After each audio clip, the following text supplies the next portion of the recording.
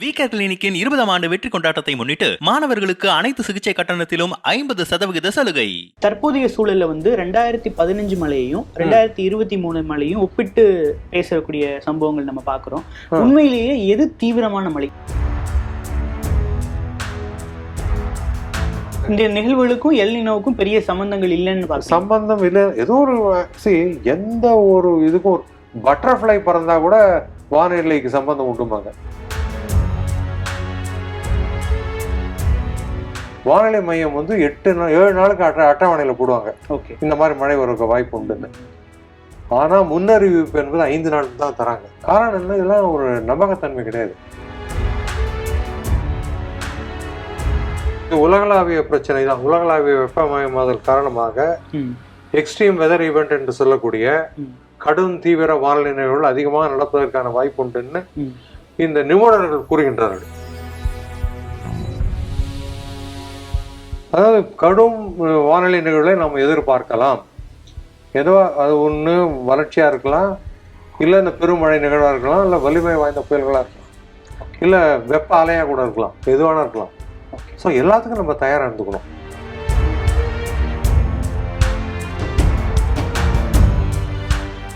விகடன் நேயர்களுக்கு வணக்கம். நான் ராம்சங்கர். மிக்ஜாம் புயலால் சென்னையில் ஒரு பெருமழை ஏற்பட்டது. அதைத் தொடர்ந்து தென் மாவட்டங்களிலும் ஒரு பெருமழை ஏற்பட்டிருக்கு. குறுகிய காலங்களுக்குள் ஏற்பட்ட பெருமழைகளுக்கான காரணம் என்ன? இந்திய வானிலை ஆய்வு மையம் முறையாக எச்சரிக்கை விடுத்ததா, இல்லை துல்லியமாக கணிக்க தவறியதா போன்ற பல்வேறு சந்தேகங்கள் இருக்கின்றன. நம்முடன் சென்னை வானிலை ஆய்வு மையத்தின் முன்னாள் இயக்குனர் திரு ரமணன் சார் அவங்க நம்மளோட இருக்கிறாங்க. அவங்ககிட்ட பல்வேறு விவகாரங்களை கேட்டு நம்ம விவாதிக்கலாம். சார் வணக்கம். எப்படி இருக்கீங்க சார்? சார், இப்போ தமிழ்நாட்டில் பார்த்தீங்கன்னா வரலாறு காணாத மழை அப்படின்றத வாரம் வாரம் பேசக்கூடிய ஒரு சூழல் ஏற்பட்டிருக்கு. சென்னையில ஒரு பெருமழை பெஞ்சது, புயலால பெஞ்சது. அதைத் தொடர்ந்து ஒரு வார காலத்துக்குள்ள டிசம்பர் 17-18 பெய்த பெருமழையில தென் மாவட்டங்கள் பெரும் பாதிப்புள்ளாயிருக்கு. 100 சென்டிமீட்டர் கணக்கு அளவுக்கு மழைகள் பதிவாயிருக்கு. உங்க ஃபர்ஸ்ட் அப்சர்வேஷன் ப்ளீஸ். இந்த மிக்ஜாம் புயல் வட கடலோரம் வழியாக அண்மைக்கு சென்ற காரணத்தினால சென்னை, திருவள்ளூர், காஞ்சிபுரம் மாவட்டங்களுக்கு நல்ல மழை கிடைச்சிது. ஓகே. ஆனால் வட உள் மாவட்டங்கள்லாம் மழை அந்த அளவுக்கு இல்லை. ஓகே. சில மாவட்டங்கள்லாம் நீங்கள் எடுத்துட்டீங்கன்னா தருமபுரி, கிருஷ்ணகிரி, திருப்பத்தூர், இன்னும் அரியலூர், திருச்சி, இந்த மாவட்டங்கள்லாம் இலவை காட்டிலும் குறைவான மழையை பெற்றுள்ளது. ஓகே. கிட்டத்தட்ட 40 விழுக்காடுலாம் குறைவு. ஓகே. ஸோ அந்த ஒரு பற்றாக்குறை நிலை அந்த மாவட்டங்களுக்கு இருக்குது. சில மாவட்டங்களில் அபரிமிதமாக மழை பெஞ்சிருக்கு. அதுதான் அந்த நிலை, யதார்த்தமான நிலை. மிக்ஜாம் புயல் என்ன பிரச்சனைனா, அது வடகிழ மேற்கா நகர்ந்து சென்னை அருகில வந்ததுக்கப்புறம் மிக மெல்ல நகர்ந்தது. நடந்து கொண்டே போச்சுன்னு தான் சொல்லணும். 8 கிலோமீட்டர் வேகத்துல தான். ஆமாம், ரொம்ப மெல்ல நகர்ந்த காரணத்தினால சென்னையிலேருந்து அதனுடைய மைய பகுதியெல்லாம் ஒரு 100 கிலோமீட்டருக்குள்ளே தான் இருந்தது.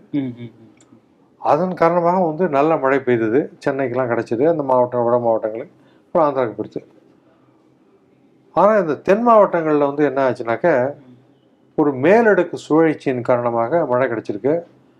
எப்போதும் இதே மாதிரி கிடைக்கும். பட் இந்த அபரிமிதமான மழைங்கிறது காரணம் என்னன்னா, புயலில் எந்த அளவுக்கு வேகம் தரையில் இருக்குமோ, ஒரு தாழ்வு மண்டலமோ அந்த மாதிரிலாம் இருக்குமோ, அந்த அளவுக்கு வேகம் மேலே இருந்திருக்கு. ஓகே. அதாவது மைய பகுதியில் அந்த காற்றானது 63 கிலோமீட்டருக்கு மேலே போனால் தரைப்பகுதியில், அந்த தாழ்வு பகுதியில் அது புயல்னு அறிவிப்போம். ஓகே. ஓகே. அங்கே மேலே 70 கிலோமீட்டர் வேகத்தில், 68 கிலோமீட்டர், 70 கிலோமீட்டர் வேகத்தில் மேலடுக்கில் வந்திருக்கு. அது வான் புயல்னு கூட சொல்லிடலாம். இது தென் மாவட்டங்களில் பெய்த மழைக்கான ஒரு வான் புயல் தான். வான் புயல்ங்கிற சொல்லாடல் இல்லை. இருந்தாலும் மக்களுக்கு புரிதலுக்காக தான் சொல்றேன். தரையில வெவ்வேறு திசையில காற்று வந்ததுன்னா மேகங்கள் உருவாகும். காற்று குவிதல் ஏற்பட்டு மேகங்கள் உருவாகும். ஸோ அந்த மாதிரி தான் இந்த புயல்கள் காலங்கள்லாம் தாழ்வு பகுதியில் அப்படி தான் உருவாகுது. உலகம் முழுக்க அப்படி தான் உருவாகுது. இப்போ இங்கே பாருங்கள், இது இன்டர்ட்ராபிக்கல் கன்வர்ஜென்ஸ். ஓகே. இது தெற்கு அரைக்கோளம், இது வடக்கு அரைக்கோளம். இந்த இடத்துல 2 காற்றுகளும் சந்திக்கும் பொழுது உங்களுக்கு அந்த இடத்துல மேகம் இருக்கும். Okay sir. சில நேரம் அந்த நம்ம ஜூன், ஜூலை, ஆகஸ்ட், செப்டம்பர் மாதங்களில் தெற்கு அரைக்கோளத்தில் உள்ள அந்த கீழ் திசை காற்று நில நடுக்கோட்டை கடக்கும் மேல் திசை காற்றா மாறும். ரைட். ஸோ அந்த மேல் திசை காற்றும் இந்த கீழ் திசை காற்றும் சேரும் இடத்துல தான் இதை வந்து இன்டர்ட்ராபிக்கல் கன்வர்ஜென்ஸ் ஜோன் சொல்லுவோம். வெப்பமண்டலத்தில் காற்று குவியும் பகுதி, வெவ்வேறு திசையில் ஒரு காற்று குவியும் பொழுது அதில் தான் தாழ்வு பகுதி, அதான் அப்புறம் புயலாகலாம் மாறுறது. ரைட். ஸோ அந்த பகுதியில் எங்கே இருக்குன்னு வெப்பமண்டலத்தில் பார்க்குறோம். இப்போ வந்து இங்கே இந்த மழையை கொடுத்த அந்த நிகழ்வானது இப்போ இந்த இடத்துக்கு இருக்குது. ஓகே. இந்த இடத்துல வந்து ஒரு மிஞ்சி போச்சுன்னா ஒரு தாழ்வு நிலையாக தான் இருக்கும். இருந்தாலும் மேலடுக்கு சுழற்சி அந்த பகுதியில் இருக்கிறதால இப்போ நீங்கள் இந்த இடத்துல இருக்கிற பகுதி வந்து ஒரு அதாவது டிசம்பர் 17-18 காலத்துல தென் மாவட்டங்களுக்கு மேல இருந்ததுனால தான் பெருமழை பெய்யுது. ஆமாம், அது அங்கேயிருந்து இங்கே நகர்ந்துருக்கு. ஓகே. அதே மாதிரி எல்லா இடத்துலையும் இப்போ வந்து நம்ம இதில் மாத்திரம் இல்லை, அப்படியே ஆப்பிரிக்கா போயிடும். ஆப்பிரிக்கா போயிட்டோம். இங்கே இப்படி அந்த காற்று குவியும் பகுதி ஓகே வட அரைக்கோளத்திலும் தெற்கு அரைக்கோளத்திலிருந்து வரக்கூடிய அந்த காற்றும் சேரும் பகுதினால்னா இதெல்லாம் காங்கோலாம் அடர்ந்த காடுகள், பசுமை காடுகள்லாம். இது வந்து எப்போதும் மழையை கொடுத்து கொண்டிருக்கும். ஓகே. அதே மாதிரி இந்த டன்சானி, இது சொமாலியா இந்த பகுதிக்கிட்டையும் ஏதோ ஒரு மேலடுக்கு சுழற்சி, ஒரு தாழ்வு பகுதி ஏதோ இருக்கு. ஓகே. ஏதோ ஒரு நிகழ்வு இருக்கு, அதனால தான் உங்களுக்கு இந்த மேக தொகுதி இருக்கு. அப்படியே போயிடுவோம். நம்ம எங்கே போகிறோம்? தென் அமெரிக்கா. ஓகே. தென் அமெரிக்காவில் இந்த பகுதியெல்லாம் கொடுக்குறது அடர்ந்த மேகங்கள் இங்கே இருக்குது பாருங்க. ஓகே. அதுதான் இதுதான் இது பெரு நாடு. இதான் கொலம்பியா. ஓகே. இதெல்லாம் அமேசான் காடுகள். ஓகே. அதான் அந்த அமேசான் ரிவருக்கு இந்த நீரில் வந்து கொடுக்கக்கூடியதெல்லாம் இந்த மேக தொகுதிகள் தான். Okay sir. ஸோ அதனால நீங்க காட்டுறபடி பார்க்கும்போது தமிழ்நாட்டுல எப்படி ஒரு பெருமழை பெஞ்சதோ அதே மாதிரி உலகம் முழுக்க அந்த பெருமழை அங்கங்க பெஞ்சிட்டு இருக்கும். ஏன்னா ரெண்டு காற்று சந்திக்கும் போது அந்த இடம் வரும். இது தமிழ்நாட்டுக்கு மட்டுமான ஒரு நிகழ்வா பார்க்க முடியாது, உலகம் முழுக்க தான். இது அந்த சீசன் நம்ம சீசன். ஆமா, ஒரு சீசன். அதுதான் அங்கேயும் இப்போ நம்ம தமிழ்நாட்டுல வந்து வரலாறு காணாத வகையில கிட்டத்தட்ட ஒரே நாள்ல 93 சென்டிமீட்டர், 2 நாட்களை சேர்த்தா 115 சென்டிமீட்டருக்கு மேலேயான மழைகள் பதிவான மாதிரி தான் மற்ற நாடுகள்லயும் மழை பதிவு இருக்கும். அவங்களுக்கு ரெக்கார்ட்ஸ் இருக்கும். தென் மாவட்டங்கள்ல குறிப்பா தூத்துக்குடி, திருநெல்வேலி, கன்னியாகுமரி, தென்காசி ஆகிய 4 மாவட்டங்கள்ல வந்து பெய்த பெருமழை. நீங்க சொன்ன மாதிரி புயல் காரணம் இல்ல, அந்த காற்று குவிதல் தான் ஒரு காரணம்னு சொல்லுவாங்க. அந்த காற்று குவிதல் வந்து இவ்வளவு ஒரு பெருமழையை தரதுக்கான காரணம் என்ன? இது காற்று குவிதல்ன்றது இயல்பான ஒரு நிகழ்வு. ஒரே நாள்ல இவ்வளவு பெருமழைய தென் மாவட்டங்களை கொடுக்கறதுக்கான பாத்துருவோம். இப்போ பெய்த மழையெல்லாம் பாக்குறீங்க, காயல்பட்டினம் இது இதெல்லாம் வந்திருக்கு இல்லையா? ஸோ இந்த பெருமழை வந்ததுக்கான காரணத்தை பார்ப்போம். இங்கதான் இந்த மேலடுக்கு சுழற்சி இருந்தது, இந்த எல்லுன்னு போட்டிருக்கோம் இல்லையா? இந்த மேலடுக்கு சுழற்சி இருந்தது. இந்த பகுதியில இங்க வந்து வங்கக்கடல்லேருந்து ஈரம் மிகுந்த காற்றுகள் வருகின்றது. அப்புறம் நிலநடுக்கோட்டை ஒட்டியுள்ள இந்திய பெருங்கடல் பகுதி, ஈக்குவட்டோரியல் இந்தியன் ஓஷன், இதுலேருந்தும் நம்மளுக்கு வந்து ஈரம் மிகுந்த காற்று வருது. அடுத்த அரபிக்கடல் பகுதியிலேருந்தும் வருது ஈரம் மிகுந்த காற்று. எல்லாம் ஒன்று சேர்றது. ஸோ வந்து நிறைய இங்கே ஈரம் மிகுந்த ஒரு வழி உருவாகிறது, மாய்ஸ்ட் ஏர் மாஸ். ஸோ அதுதான் காரணம். அடுத்தது மிக முக்கியமான காரணம் என்ன அப்படின்னாக்க காற்றின் வேகம். இங்க பாருங்க, இந்த காற்றெல்லாம் வந்து கிட்டத்தட்ட இதெல்லாம் இந்த கலர் பாருங்க 20 கிலோமீட்டரா, இது 30, இது 40க்கும் மேல. ஸோ இது வந்து இந்த இப்போ 20ன்னு வச்சுருந்தீங்கன்னா 20 கடல் மைல்கள், கிட்டத்தட்ட 36 கிலோமீட்டர் பர் ஹவர் அந்த வேகத்தில் வீசுறது. இயல்பு காற்றுடைய வேகம் எவ்வளவு இருக்கும்? இந்த இடத்துல சாதாரண இந்த மாதிரி தான் இருக்கும் பாருங்க. 10 கடல் மைல்கள் 10 கிலோமீட்டர் 15 கிலோமீட்டர் வேகத்தில் காற்று வீசுறது. அது மாதிரி பொதுவாக இருக்கும். இப்போ இது வேகமான காற்று. அதுக்கப்புறம் இதுக்குள்ள பாருங்க பெக்கூலியரா இந்த நேரத்தில் நீல நேரத்தில் கூட இருக்கு. அது வந்து என்னன்னாக்க கிட்டத்தட்ட 70 கிலோமீட்டருக்கு மேல காற்று வீசிருக்கு. 70 கிலோமீட்டர், அதாவது இயல்பு 15 அப்படின்னா அந்த தென் மாவட்டங்கள்ல மழை பெய்யறப்ப 70 கிலோமீட்டர் வரைக்கும் பெஞ்சிருக்கு. ஏன்னா இந்த எல்லா பகுதியிலும் பாருங்க இயல்பா இங்க இருக்கக்கூடியது 10 கிலோமீட்டர் 15 அந்த மாதிரி வேகத்துல இருக்கு பாருங்க. இங்க மாத்திரம் கூட இருக்கு. ஸோ இந்த காற்று வீசியதன் காரணத்தினாலதான் உங்களுக்கு வந்து இந்த பெருமழை, அந்த வான் புயல்னு சொல்லாடல் இல்லை. இதுதான் மக்கள் புரிதலுக்காக சொல்லுகிறேன். தரையில எந்த அளவுக்கு காத்து பயங்கரமா வீசுவோம் புயல்ல, அதே மாதிரி மேலடுக்குல வீசிருக்கு. அப்புறம் அடுத்தது வந்து மேற்கு தொடர்ச்சி மலை. அது என்ன பண்றதுனாக்க அந்த வேகமான காற்று, அந்த இது வந்து ஹைட் வந்து 1.5 கிலோமீட்டர் 1.5 கிலோமீட்டர் ஹைட்ல உள்ள காத்து. அதே மாதிரி தான் 3 கிலோமீட்டர்ல இருந்திருக்கு, 5 கிலோமீட்டர்ல இருந்திருக்கு. இதெல்லாம் என்ன பண்ணுறதுன்னா அந்த மலை மேலே போய் இடிக்கிறது. இந்த காற்றுகள் இடிக்கும்போது அப்போ என்ன ஆகும்னாக்க இந்த ஆட்டோமேட்டிக்காக இந்த வழிப்பகுதியானது அப்படி மேலே செல்லும். ஓகே. அதாவது அந்த மலையினுடைய பகுதியெல்லாம் ஒரு ஏற்றத்தை கொடுக்கும். மேற்கு தொடர்ச்சி மலையினுடைய பிரசன்ஸுமே இந்த பெருமழைக்கு ஒரு காரணங்களில் ஒன்று. ஆமாம், கண்டிப்பாக கண்டிப்பாக. ஸோ அதனால் மேற்கு ஒவ்வொரு மேலடுக்கில் 5.8 கிலோமீட்டர் வரலும் வேகமாக வீசிய காற்று. அடுத்தது இந்த மேற்கு தொடர்ச்சி மலையுடைய அமைப்பு எல்லாம் சேர்ந்து அந்த மழை கொடுத்து. இப்போ நெல்லை மாவட்டம்னா ஒரு 150% அதிகம் இயல்பை காட்டிலும், கன்னியாகுமரினா ஒரு 103% அதிகம், அந்த மாதிரிலாம் வந்திருக்கு. அதுதான் இந்த குறுகிய கால பேரிடர்களுக்கு வந்து எல்னினோ ஆண்டு, சூப்பர் எல்னினோ இது போன்ற காலநிலை மாற்றங்கள்லாம் காரணம்னு சொல்றாங்க. நீங்க எப்படி பாக்குறீங்க? எல்னினோ வருடங்கள்ல வந்து பொதுவாக வடகிழக்கு பருவமழை பொறுத்தவரை பெரும்பாலான வருடங்களில் இயல்புக்கு அதிகமாக இருந்திருக்கு. ஓகே.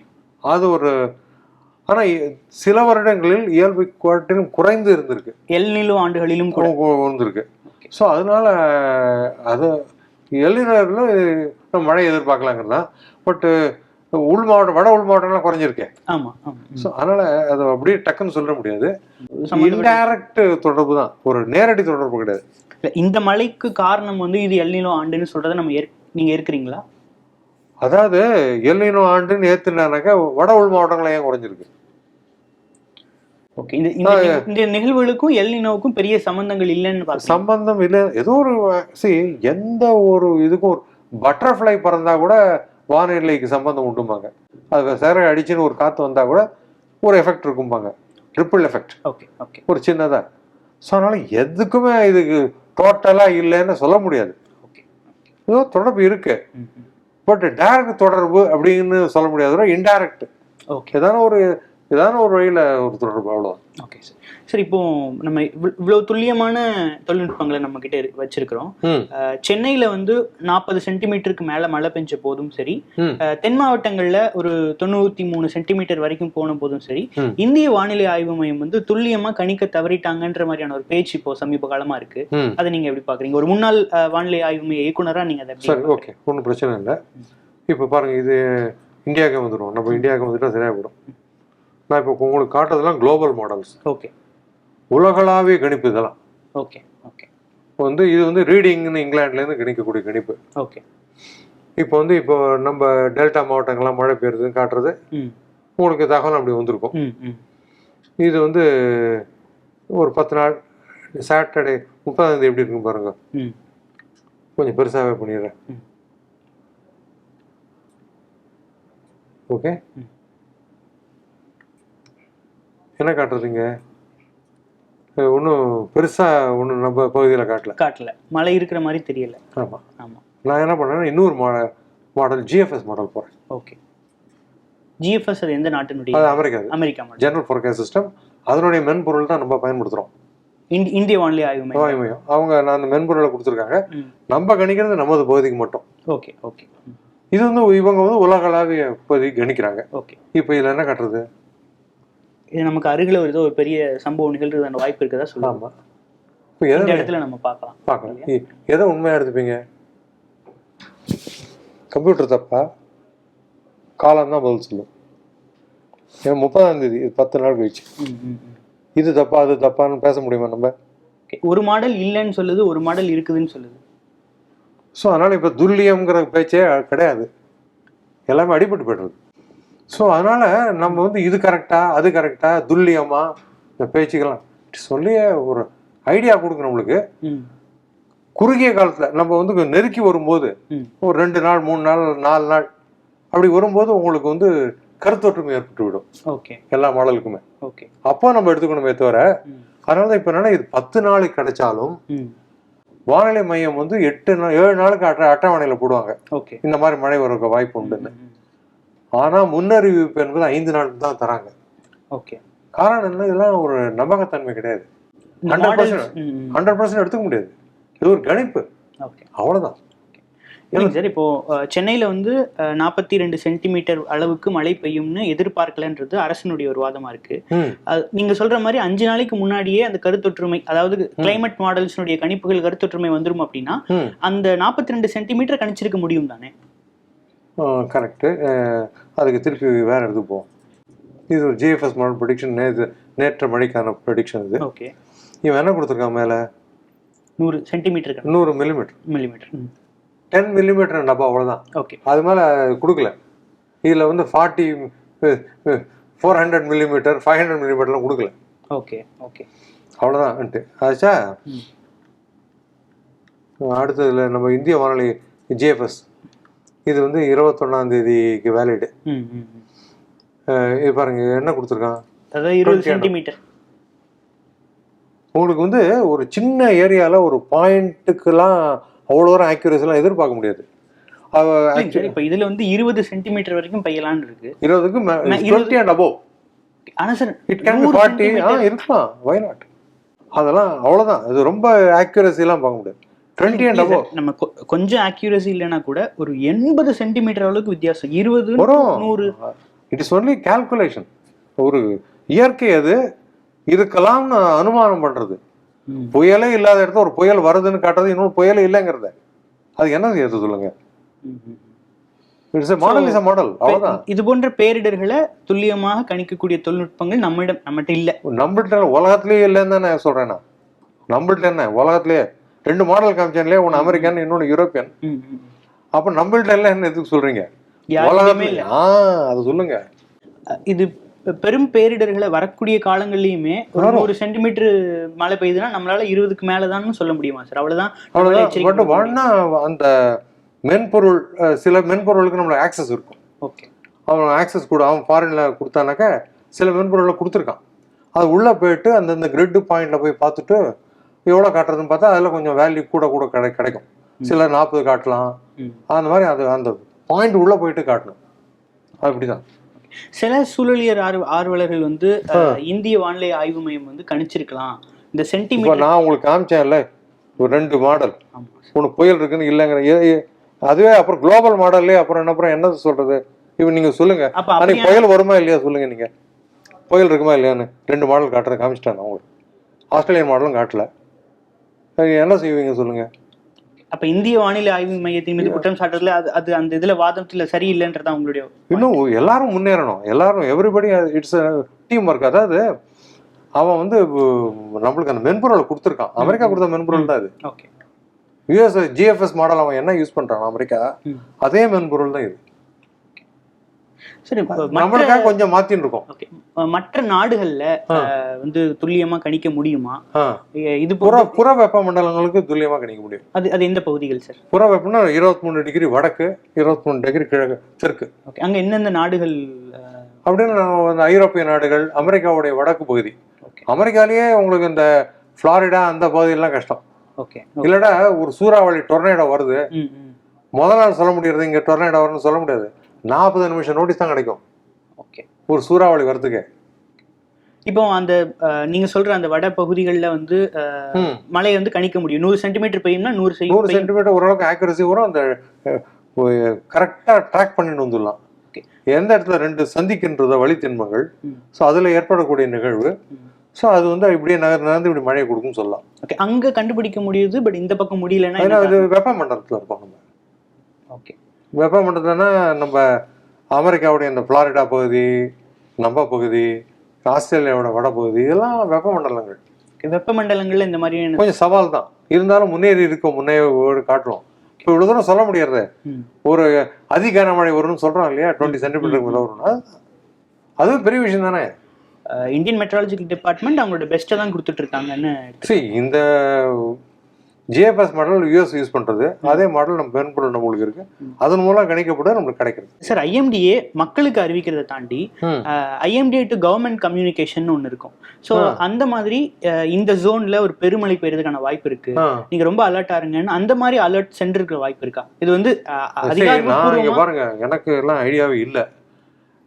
ஏன்னா நானும் டிபார்ட்மெண்ட்டை விட்டு 7 வருஷம் ஆச்சு. ஓகே. நீங்க செய்தியில பார்த்துருப்பீங்க, யாரா அபிஷியல்ஸ்லாம் இவரை இங்க தலைமையா இருக்கிறவர் மீட் பண்ணாங்களா, இல்ல இவர் அந்த மீட்டிங் போறாங்களா, உங்களுக்கு தான் தெரியும். செய்தியாளர் உங்களுக்கு தான் தெரியும். நீங்க தான் அதை சொல்லணும். இல்ல சரி, எனக்கு தெரியாது. நீங்க ஒரு 33 வருஷமா டிபார்ட்மெண்ட் என்னுடைய இருந்திருக்கீங்க. சோ அரசுக்கு இந்த ஏரியால இந்த மாவட்டத்துல பயங்கரமான மழை இருக்கும், முன்னெச்சரிக்கையா இருங்கன்றது IMDA கவர்மெண்ட் கம்யூனிகேட் பண்ணுவாங்களா? ஆமா, கண்டிப்பா பண்ணுவாங்க. ஏன்னா அந்த ஃபேக்ஸ் அந்த ஃபெசிலிட்டி எல்லாம் மெசேஜ் போகும். அப்போ இணையதளத்துல எல்லாமே இருக்கே, IMD இணையதளத்திலேயே. ஓகே. IMD ஃபோர்காஸ்ட்னு போட்டீங்கன்னா எல்லாமே வந்துடும். ஓகே. ஓகே. கடந்த 24 பொதுமக்கள் பார்வைக்கு இருக்கிற மாடல் அதே எல்லாரும் பாத்தீங்கன்னா பொதுமக்கள் மாத்திரம் என்ன, அபிஷியல்ஸும் பாத்துக்கலாமே. இல்ல சார், அதை தாண்டி இருக்கும், கண்டிப்பா இருக்கும். நீங்க தான் உங்களுக்கு செய்தி எல்லாம் தெரியும். அது அப்படின்னா இந்த சென்னை மழையின் போதும் தென் மாவட்ட மழையின் போதும் அதிகாரிகளுக்கு IMDA வந்து ஒரு அலர்ட் கவர்மெண்ட் கம்யூனிகேஷன்ல கொடுத்திருப்பாங்கன்னு நினைக்கிறீங்களா? ரெகுலரா கொடுக்குற சிஸ்டம் உண்டு, அமைப்பு இருக்கு. இந்த 2 பெருமழைகளை போல இது தமிழ்நாட்டு பிரச்சனையா பாக்குறதா, இல்ல வந்து உலகம் முழுக்க பெருமழைகள் பெஞ்சுக்கிட்டு தான் இருக்குது அங்க? இல்ல, இது உலகளாவிய பிரச்சனை தான். உலகளாவிய வெப்பமயமாதல் காரணமாக எக்ஸ்ட்ரீம் வெதர் ஈவெண்ட் என்று சொல்லக்கூடிய கடும் தீவிர வானிலை நிகழ்வுகள் அதிகமாக நடப்பதற்கான வாய்ப்பு உண்டுன்னு இந்த நிபுணர்கள் கூறுகின்றார்கள். அந்த காலநிலை மாற்றத்தை பற்றி ஆராய்ச்சி செய்யக்கூடிய நிபுணர்கள். அதனால அதை எதிர்பார்க்கலாம். ஓகே. இப்போ தற்போதைய சென்னை வானிலை மைய இயக்குனர் பாலச்சந்திரன் சாருமே கூட இப்படியான பெருமழைகளை நம்ம தொடர்ந்து சந்திக்கலாம் அப்படின்னு சொல்றாங்க. ஆமா, அதுக்கான வாய்ப்புகளும் இருக்கு. இந்த அளவுக்கு எக்ஸ்ட்ரீம் வெதர் ஈவெண்ட்ஸ்னா வறட்சி கூட ஒரு எக்ஸ்ட்ரீம் வெதர் ஈவெண்ட் தான். மழையே பெய்யாது இருக்கிற வறட்சி. ஓகே. புயல்கள் தீவிரமாக புயல்கள் ஆற்றல் மிகுந்த புயல்களாக இருக்கிறதும் அது காரணம். ஏன்னா கடல் மட்டத்தினுடைய வெப்பம் வந்து 26.5 டிகிரி சென்டிகிரேடு தான் புயல் உருவாகிறதுக்கு மினிமம் போகணும். அப்புறம் 28, 30, 29 டெம்பரேச்சர்னா இருக்கு கடல்ல. வாய்ப்புகள் இது போலவே இந்த 90 சென்டிமீட்டர் 80 சென்டிமீட்டர் அளவுல மீண்டும் தமிழ்நாட்டுல மழை பெஞ்சா கூட ஆச்சரியத்துக்கு இல்லை. சரி, இப்போ 2015 அப்போ சென்னையில நீங்க தான் டைரக்டரா இருந்தீங்க. நிறைய விஷயங்களை வந்து தொடர்ச்சியாவே மக்களுக்கு தெரியப்படுத்திட்டு இருந்தீங்க. தற்போதைய சூழல்ல வந்து 2015 மழையையும் 2023 மழையும் ஒப்பிட்டு பேசக்கூடிய சம்பவங்கள் நம்ம பாக்குறோம். உண்மையிலேயே எது தீவிரமான மழை? அடுத்து என்ன பண்ணணும்னு பாக்கணும். இதை கம்பேர் பண்ணி உட்கார்றதுலாம் ஒரு வேல்யூம் கிடையாது.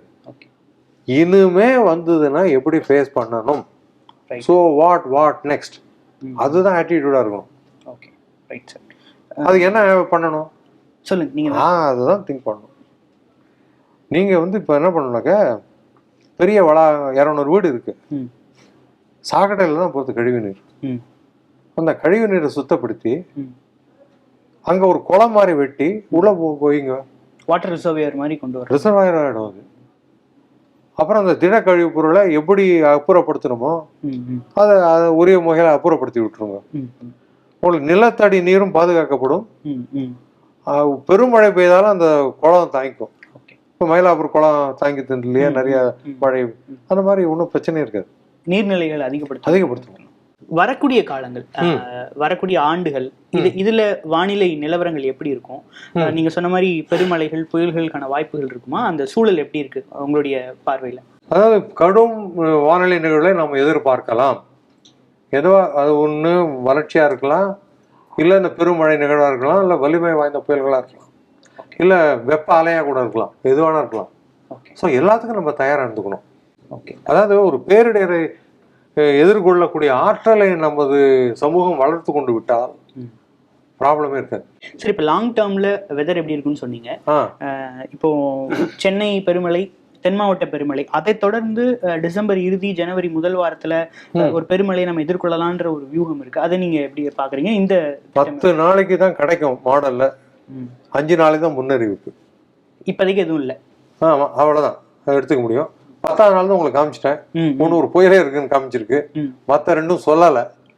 ஸோ காலம் தான் பதில் சொல்லும். ஆமா, சரிங்க சார். இவ்வளவு நேரம் பல்வேறு விஷயங்களை ரொம்ப இன்ஃபர்மேட்டிவா நம்ம கொடுத்திருந்தீங்க. ரொம்ப நன்றி. வணக்கம். விகேர் கிளினிக்கின் 20ஆம் ஆண்டு வெற்றி கொண்டாட்டத்தை முன்னிட்டு டிசம்பர் 16 முதல் ஜனவரி 15 வரை 23 வயதுக்குட்பட்ட அனைத்து மாணவர்களுக்கும் விகேரின் அனைத்து சிகிச்சைகளுக்கும் 50% கட்டண சலுகை. உலகம் ரொம்ப வேகமா போய்கிட்டு இருக்கு. நம்ம அப்டேட் ஆகலைன்னா, நம்மளை சுத்தி என்ன நடக்குன்னு நம்ம தெரிஞ்சுக்கலன்னா காணாம போயிடுவோம். அரசியல், சினிமா, முதலீடு, ஆன்மீகம், விவசாயம் உள்ளிட்ட அனைத்தையும் விரல் நுனியில தெரிஞ்சுக்க விகடன் ஆப்பை டவுன்லோட் பண்ணுங்க. விகடன் டிஜிட்டல் இதழில் சப்ஸ்கிரைப் பண்ணுங்க. லிங்க் டிஸ்கிரிப்ஷன்ல இருக்கு. நன்றி.